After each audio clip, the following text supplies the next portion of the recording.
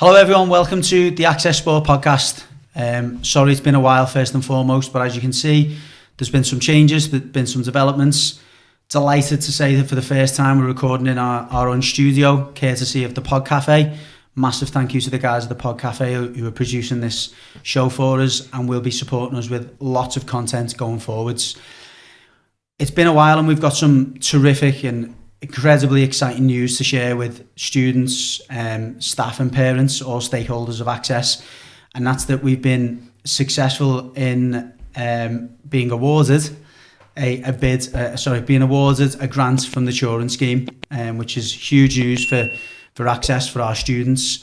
And I'm delighted to be joined by the party the business that have been supporting us with the bid, and that is Design Your Time. I'm joined by Francesca. Hello, thank you, Gary. And Aaron. Hi, welcome everyone. And as you may have gathered from one of the accents, they're not born in England. But we've got Francesca from Italy and Aaron from Hungary. But they both represent Design Your Time, and they've helped us to realise this terrific achievement. So first of all, thank you very much. Thank you for the opportunity to write the bid for Access College.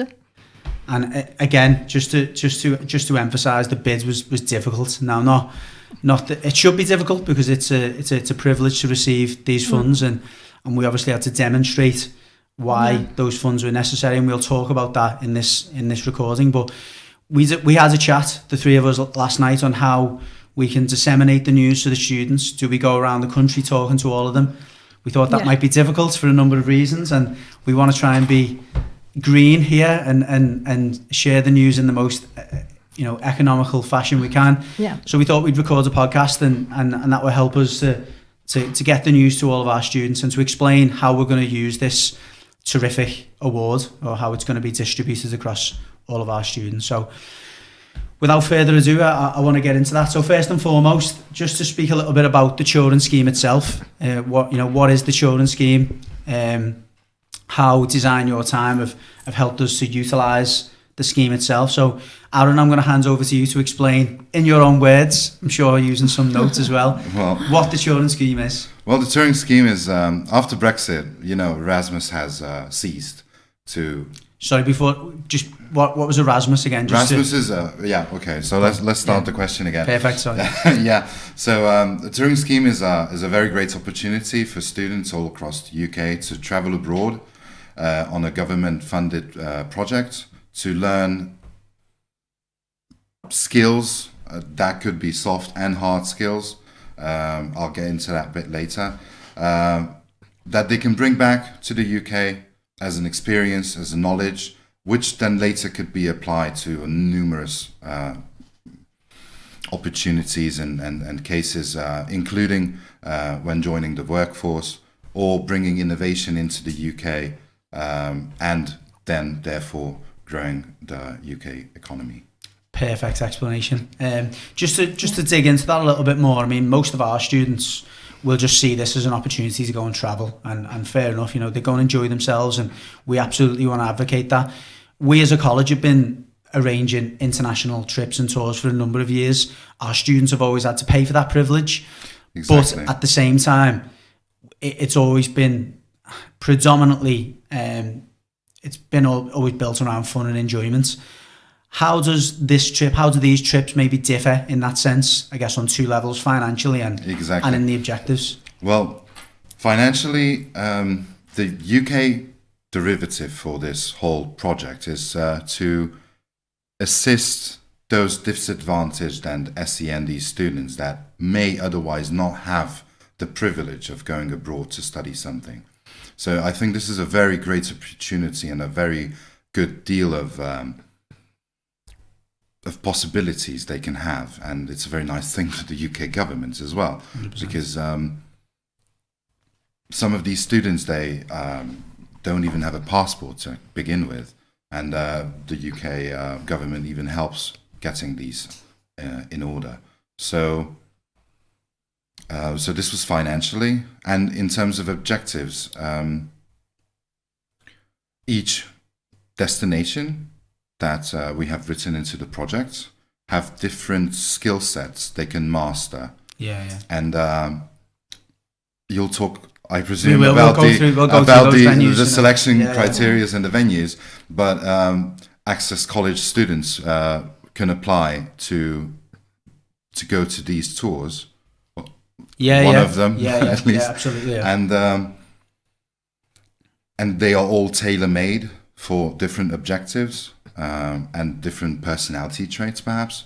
So one location might suit one student more than another. Yeah. Exactly. Absolutely. No, that's perfect. Francesca, just from your perspective and just to bring in the role of Design Your Time in this process, I approached you, or I was put in contact with yourself, and in my head I just thought, right, we're going to go to all these places, we're going to take all these students. I didn't realise there was such a rigorous process, which again I think is vindicated. It's very important. Yeah. Just explain how Design Your Time support organisations like Access and have done in this process. Design Your Time was born because most of the colleges and also professional sports clubs don't have the time and the person that can really have the time probably to write these bids. They don't even know the Turing Scheme, most of them, because they probably knew the Erasmus program, but then when they when there was Brexit, they probably missed. Just thought it disappeared. I did. I thought it was gone. Yeah. Exactly. In fact, this year, the last application, there were the measured number of applicants, and last year and 2 years ago there weren't many. So Design Your Time wants to help all these colleges, institutions, professional sports club to be funded of an amount of money that allow them to make the students and also the most disadvantaged to travel abroad. Most of these students have not been abroad. Some of them have not even traveled outside of their own town. Yeah. And so we want to help all these students to have an experience abroad, open their mind, broaden their horizons, and come back with something more, with also the aspirations or motivation to do something different from what they can learn here or what they can do here. So this is our main mission with Design Your Time. I know, and it aligns so well with our missions as an organisation. Certainly from a sports perspective, I firmly believe, and it's not just my belief, it's almost fact, that sport and football in particular is the most difficult industry to penetrate in the world. With the exception, obviously, most people enjoy, love, are passionate about, want to work and want to be part of football. If you believe that you can stay in your hometown and be involved in football full time, it's going to be extremely difficult for you. Yeah. The further you broaden your horizons and the further away afield from your hometown that you're willing to work, you almost certainly, with the right motivation and commitment, you almost certainly will and can work in football. So that's why it's so exciting for us to be able to, as you say, allow students to experience, opportunities abroad, realise that they are accessible. There is opportunities in other countries, that by visiting and training and working in other countries, that you improve your chances of employment and a career. And to be always in a safe place. Absolutely. With their own teachers, with their own people of reference. So that's important. And that's a really good point, because a lot of people don't, and adults don't experience travelling until they're able to finance it themselves. Exactly. And unfortunately at that point, sometimes it's too late. Yeah. I wish I would have had this opportunity. How many times do people say that? I wish I'd have had this when I was 16. And they're not confident to do so by themselves, also, apart from the financial problems, maybe. Yeah. And just to pick up on a few things that Francesca just mentioned then, 2 words, disadvantaged, first one. Yeah. The definition of disadvantaged in the case of the Turing Scheme is students that, as you say, are maybe unable to attain or unable to travel in normal circumstances. But just from a simplicity point of view, if you're a student with Access Sport and you receive a bursary, straight away you're classed as disadvantaged. So we'll come on to the criteria later on, but we will be prioritising students who, are in receipt of bursary, or maybe are in care, or have received have a low support. income. Yeah, exactly. Are part of a low income family. So that'll be something that we continue to emphasise as we go on through the year. But I think the key thing at this stage is, if you're watching this as a student and you are in receipt of bursary, the opportunity is a lot more accessible to you, and I think that's fair to point out at this stage. Yeah. So just moving on a little bit further with the discussion in terms of, can't remember what we're going to go on to next now, but I'm hoping the screen's going to tell me. So I think these are some headlines which hits home, I think, the magnitude of the achievements. So the first one being that we were awarded £840,000, which is an incredible amount of money in anyone's world. But just talk to us about how significant that was for you as Design Your Time. It was very significant. It was probably the biggest amount we got for a college at this point. And as you know, we applied for more money. Yeah. It was almost £2 million. Yeah. But this year, as I just told you, there were so many applicants that the national agency wanted to grant all of them with a smaller amount of money, and to privilege the most disadvantaged situations. So they reduced our budget, but we think it's fair. A huge. It's fair, and it is very substantial. I think that the two things to point out for me, if you're looking at that as a student, it's obviously a lot of places that are available.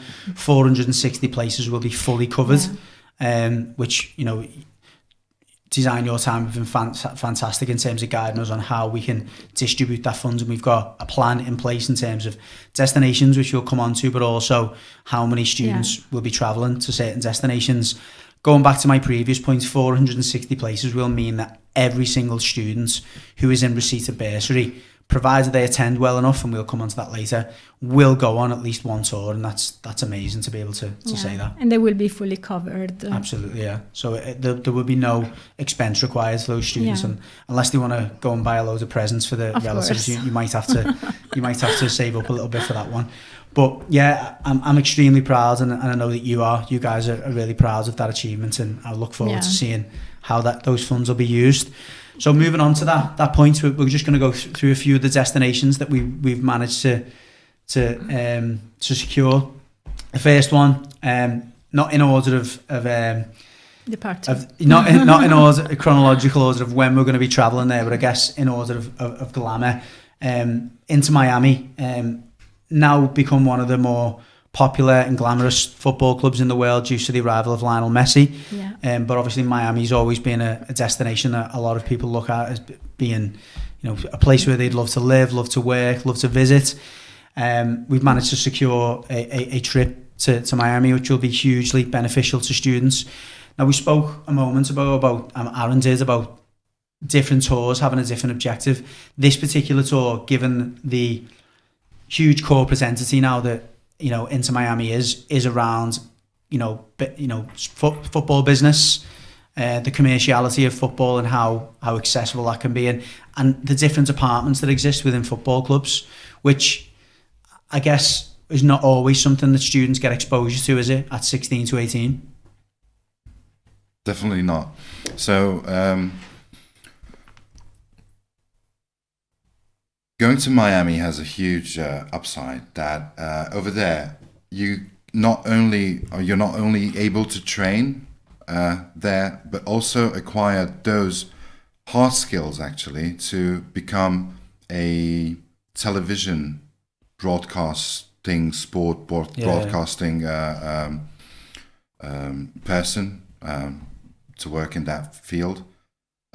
Also, I think it's given you, for me, in terms of the sorry to cut you up there. I'm just giving you a moment to probably study some of your notes as well. But I think for me, it's there's a lot of things that go on behind the scenes of football clubs, and particularly at the top level, that some young people will never see. You know, behind the scenes at a press conference, you know, what the media team are doing on a daily basis, apart from just tweeting, and how that comes together, what the strategy is behind each and every post or each aspect of the content that is released by football clubs.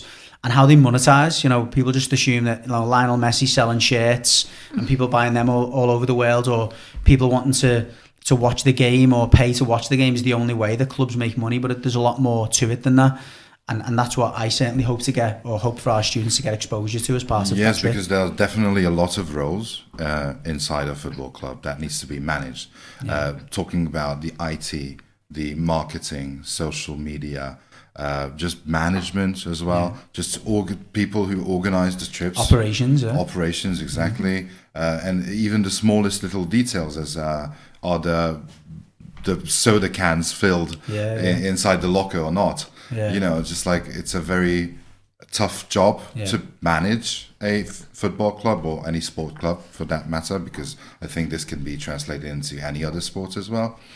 And I think what's also interesting as well is, and this comes back to the reason why, you know, some people may be sitting here at home thinking, well, why don't they go to Manchester United or Manchester City?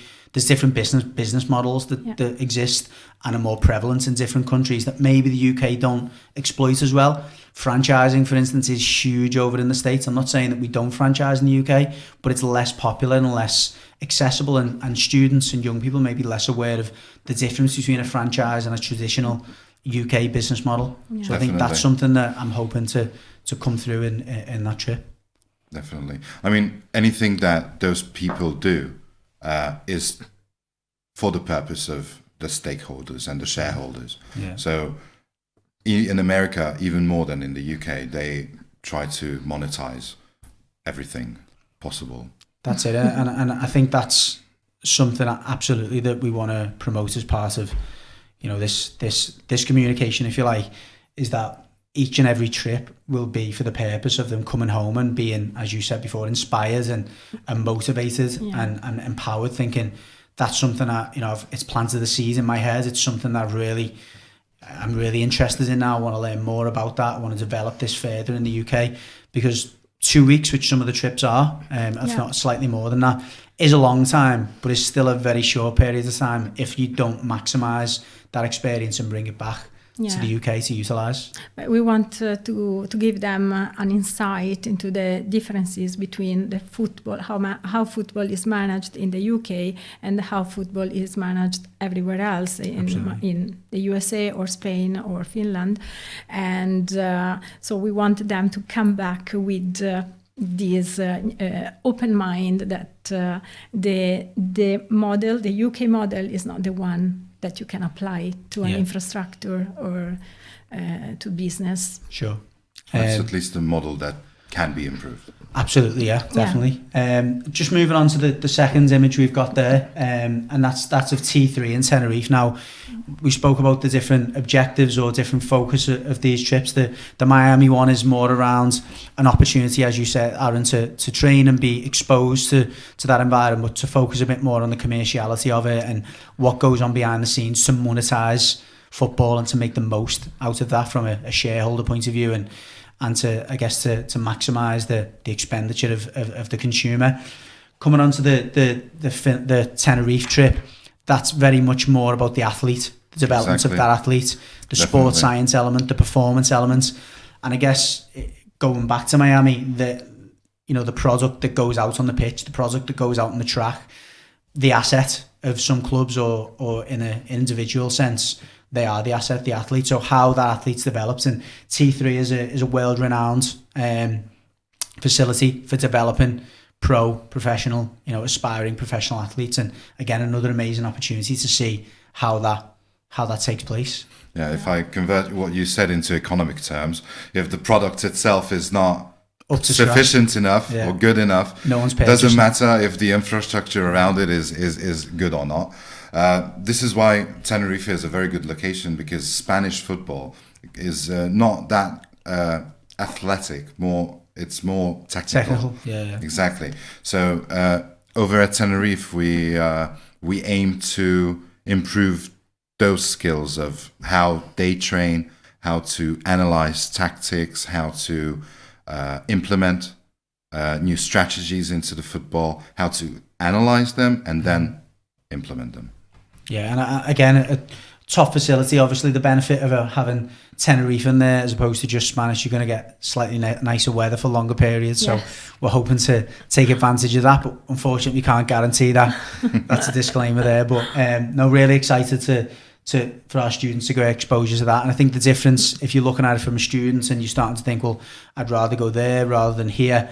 I think if you're an athlete who is at the top of your level at the moment, or you're looking to go that next step, you're looking to maybe look for an extra advantage, that extra yard, that extra inch, I think certainly the facility at Tenerife and the experience there might give you some ammunition to go that little bit further. It is a top-notch facility where there are some equipment that we can't quite find here, and that's key. Can you talk about that for a second? Yeah, you put me on the spot slightly. I'm sorry, yeah, man, but they are so right. fascinating. I think you should promote it a little bit. Yeah, so some of the facilities include, and again, I haven't got the technical word for this, and someone's probably shouting at the screen as I'm trying to explain it, but they've got lots of pools there where you're effectively swimming against the tide. You're not having to actually swim in a pool, and they're used for prehabilitation, prevention of injury. Obviously, for swimmers, elite swimmers, they can train all year round, and they can condition they can condition how the swim and the speed, the pace, the tempo, a little bit like a treadmill for swimmers, so to speak. But they're also being used now in terms of resistance training, which puts less strain on the body for athletes all year round. Again, triathletes, it's very popular for, because you've got the elements of being able to cycle there, to be able to run and be able to swim almost in that same day, in that same environment, as opposed to going to 3 separate facilities. But I think more so than anything else, there's such a wide range of different aspects of the facility that can challenge a different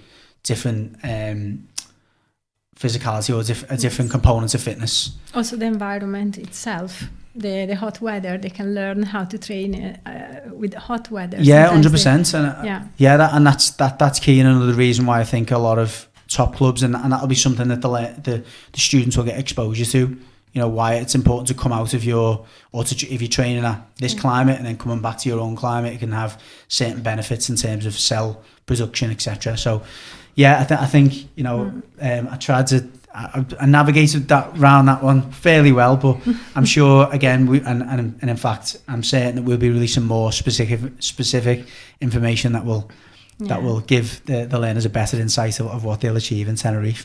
Moving on to the last couple of destinations. Again, one I'm really excited about in terms of how dynamic it is. I mean, the images alone that you'll see here, and again, the images that our students have been sent tell their own story. The settings alone are terrific. So on the left, as I look at it, the Mediterranean Sports Village, which is our first trip, we're really excited about. 7th of November, I'm looking across to someone here, 7th of November, our students will be travelling out, 80 students, which is scary to me, but again, it's and I'm sure it's scary for the Mediterranean Sports Village as well. But I think from that perspective, as you can see, a hell of a lot of football pitches they've got there.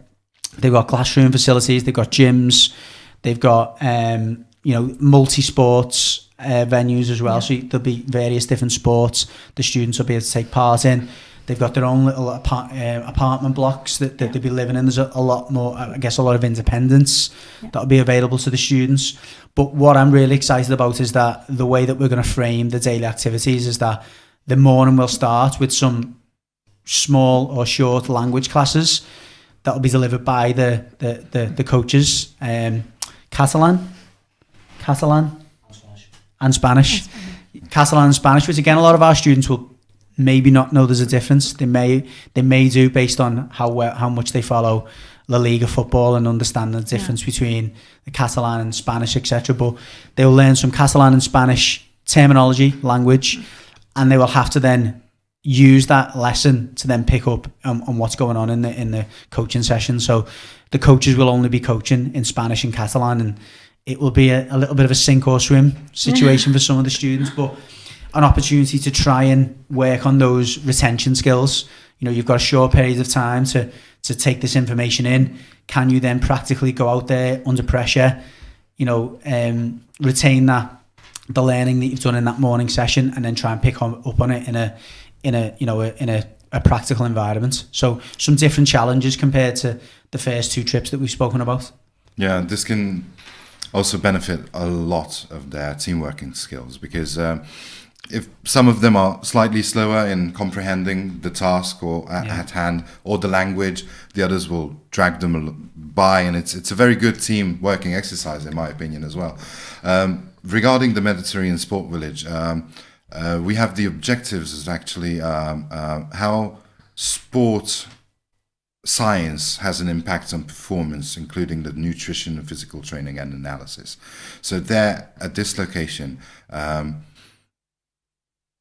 the knowledge that could be learned here, it does apply as a sportsman. You can take on this knowledge when the student decides or has the opportunity to take a part in the sports career. But if for some reason that is inaccessible to that person, later on he can, or the person can become a valuable person for NHS worker, nutritionist, and everything, and positions like that. Yeah, absolutely. And I think the other benefit of the location itself and the facility itself is that there's a lot of, going back to briefly to the Miami one, there's a lot of commerciality to that facility. So the reason we're able to access it on such large volumes is out of season, if you like, when tourists are not visiting that facility, it is more readily available. As a facility, they've got to make sure that all year round they're monetising that facility, and that'll be explained to the students. This is how the business model of the Mediterranean Sports Village works. In the summer holidays, a lot of UK tourists visit there, and you've got families who holiday there. As you'll see as you go around, there's plenty of swimming pools, there's restaurants, all that stuff goes on. Out of season, you've got football teams, you've got rugby teams, you've got athletes that are visiting there and staying there and training there all year round. You've got football tournaments. Again, lots of aspects of football, or lots of different ways that the kind of football feeds that facility, but also the tourists access it as well. Yeah. They will also learn how to organize and deliver sports sessions for different type of people, international footballers, and also they will learn the importance of speaking a different language. Absolutely. Yeah. And maybe they will be back with the motivation to keep studying Spanish or another language. Maybe you interact a lot when you're away with other people, and this is what we want to promote also, not to stay only within the same group and with the same friends, but also to interact with local people as much as possible. And I know that ME2, the local, the partner on the ground there, are supporting us with fixtures against local opposition. Obviously, as I've said, they'll have Spanish coaches exclusively there working with them, who will be reminding them of the differences maybe at times. And I think the good thing about it is almost a two-way learning experience. I think they're going to pick certain things up of our students, and maybe there's a little bit of transitional learning going on there.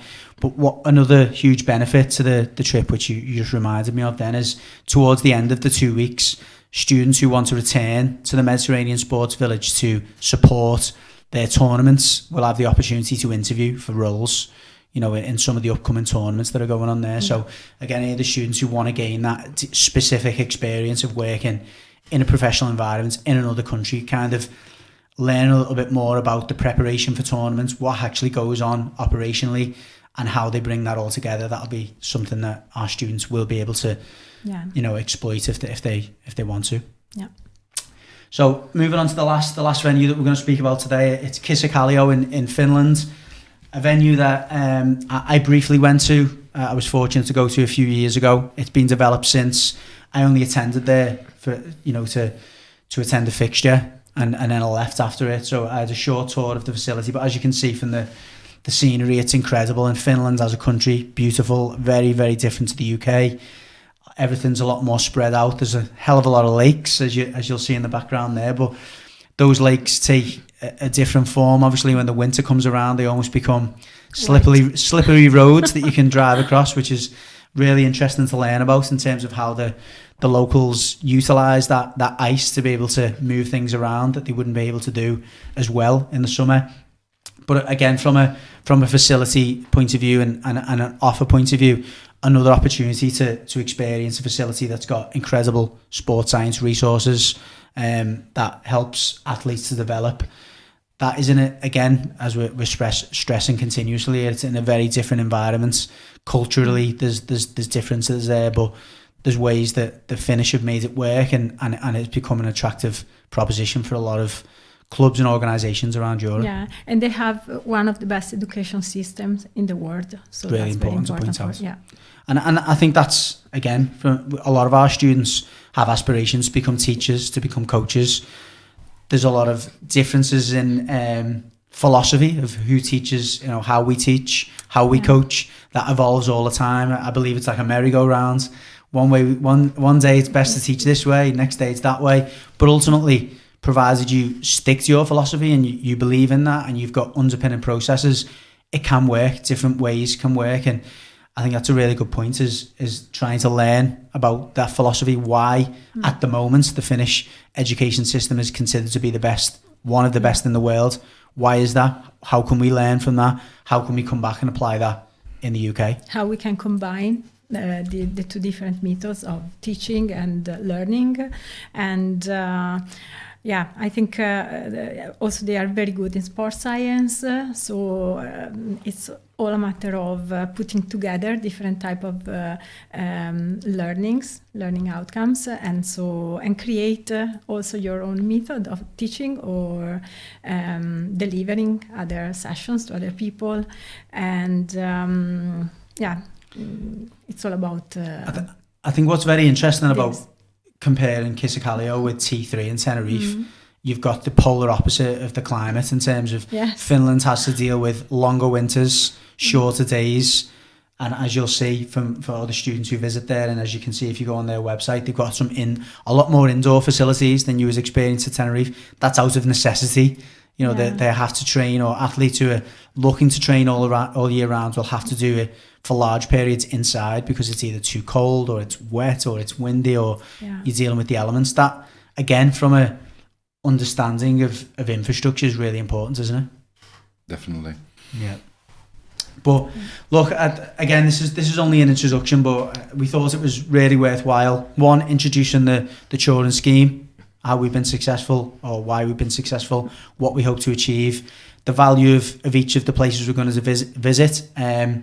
By now, all the students will have received a schedule which tells them roughly the dates that we're going to be travelling. They will already know that our first trip is coming up on the 7th of November, and that brings me on to briefly touching on the criteria for students. So, and this is really important. I think if you're a student sitting there thinking, I'm not sure which one of those trips I want to go on, but I'm really excited by all of them, what you've got to do is just commit to your studies. And I think that, for me, as a director of the business, I want our students to not only enjoy coming in, but to be committed to the course, to be motivated. And hopefully this gives them plenty of motivation. So the first one is you've got to be 100% up to date with your work. That means all your assignments are handed in. Doesn't mean that, I'm going to do it tomorrow, I'm going to do it next week. Keep handing your assignments in. Keep working with your tutors to stay up to date. Get your homework done. There'll be times when you have to do homework. Turn up on time for your lessons. That's going to help. There will be priority for bursary students. Now, that is, as we were talking about before, our disadvantaged students. So if you are a student who's in receipt of bursary and you're 100% up to date with your work, you will go on a trip. That's a guarantee here, provided you attend college. Now, you're doing well to be up to date with your work by not attending college. But the third one is that we require a strong college attendance. We haven't put a percentage there for a reason, because we want to set the bar high. But we want to make sure that after the first 6 weeks of the program, that's an attainable level and that it's in line with our highest attending centres. So that the specific criteria for each trip will be released 6 weeks before the trip, and we'll give you an opportunity to try and raise your levels to get there. So I guess the last thing to stress is that if you've maybe had a slow few weeks, you've maybe attended poorly the last few weeks, you've maybe not been keeping up to date with your work, this is maybe the motivation you needed. It's not too late to start. If you start attending and we see that attendance rapidly improve, there's no reason why we can't include you in the pot of students who are going to be chosen. The last one, which we will be on hand to support with and be able to guide with, is the security deposit. Now, just to explain what the security deposit means, it's a deposit which you will receive back. It's not a deposit we're going to keep. That's generally how deposits work. You do receive it provided that you meet the criteria. Yeah. What that's a safeguard against is, we're obviously handing out, or we're giving out a lot of places here for free. There is a tendency, whether that's right or wrong, for people who receive things for free to think, well, I can just not turn up, I can not attend the trip. The last thing we want is to waste thousands and thousands of pounds if a student doesn't turn up at the airport. So the security deposit is to allow us to rebook somebody, or to book another flight for another student to take place of a student who maybe doesn't attend. So what we would hope that deposit would be used for is maybe some spends. It's not going to be hundreds and hundreds of pounds. It's there to try and pay for somebody to be replaced if you decide to drop out. But we don't, and we really hope that we don't have to use any of those deposits apart from for your own enjoyment. But that's something, I think, from your experience that you've seen. Yes, it's necessary probably to do to operate in this way, because we had in our experience a lot of students that didn't show up at the airport. So the colleges lost a lot of money, and for the flight ticket, so it was maybe approximately £300, and also for the first week in a hotel, because you have to pay the cancellation, and so it's a huge amount of money that can get lost just because people don't commit. So I think it's necessary to ask for a small amount of money at the beginning, and then you can give them back if everything goes with the right. And again, just to stress, and we don't want to contradict ourselves here, we've been talking a lot about disadvantaged and learners who are in receipt of bursary, and then we're asking for a security deposit. The college are on hand to support that. If you believe that it's going to be difficult for you to raise that security deposit, we can help you with that. But I think it's really important to make sure that we're not wasting funds by risking students, or by risking students not turning up at the airport. It'd be a disaster for everyone. But yeah, I think that's about it for now. Really appreciate you coming in today, and again, massive thank you on behalf of all of our students, parents, everyone involved with the college. A huge thank you for supporting us with. Thank you to you all being awarded. Thank you for letting us doing the bid for you. So we have really appreciated that you trusted us. No, thank you. It's been a pleasure, and for the rest of the students who maybe want to catch up and meet Francesca and Aaron, I'm sure that over the course of the year there'll be some tours that you'll attend, and you'll be around, and again, please take the opportunity to thank them as well, because it wouldn't have been possible without you guys. So thank you to design your time. Thank you to both of you for coming in. Thank you very much. And we'll catch you all soon.